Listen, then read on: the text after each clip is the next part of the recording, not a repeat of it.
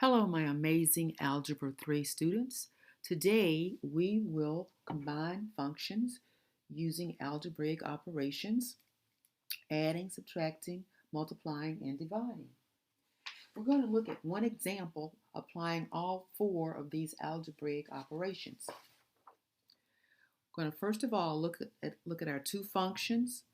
We're going to be given f of x equals x minus 1 and g of x equals x squared minus 1.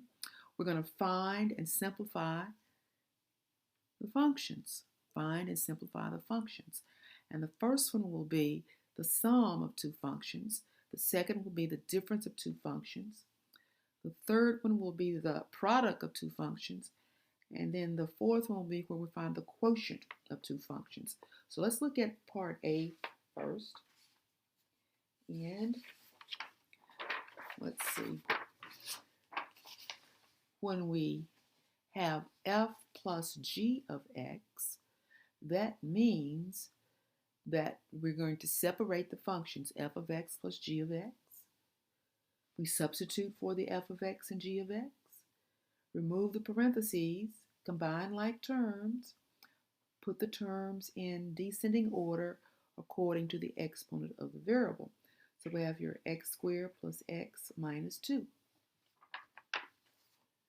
Next, let's look at the difference of two functions that we had in the example. As soon as I can pick it up here. So this will be our second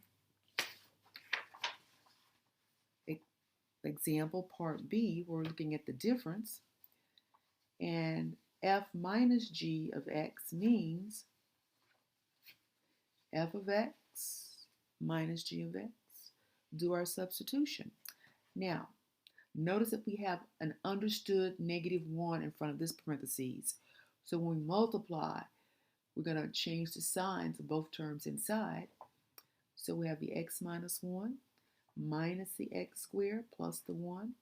Combine like terms. Put them in descending order according to the exponent of the variable. The -1 plus 1 is 0, so we didn't have anything there. So our answer is -x squared plus x. Let's look at our third example where we're multiplying. And that will look like this. We're going to have f times g of x, which means f of x times g of x. Do our substitution. Now we can FOIL, and FOIL is just two cases of the distributive property.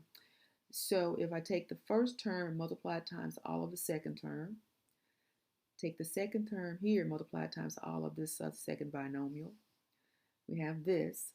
Apply distributive property, we have this. And if you FOIL from here to here, you're going to get this, okay?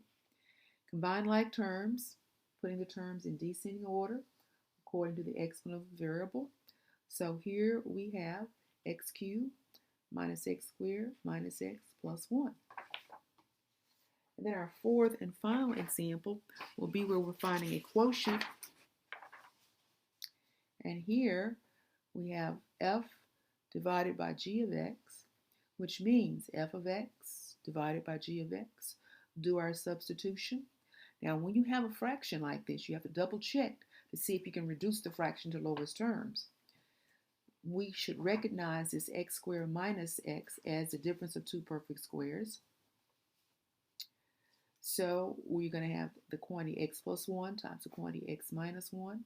Notice that the binomial in the numerator and the binomial in the denominator, the x minus 1's cancel out. So what we're left with is 1 over the quantity x plus 1.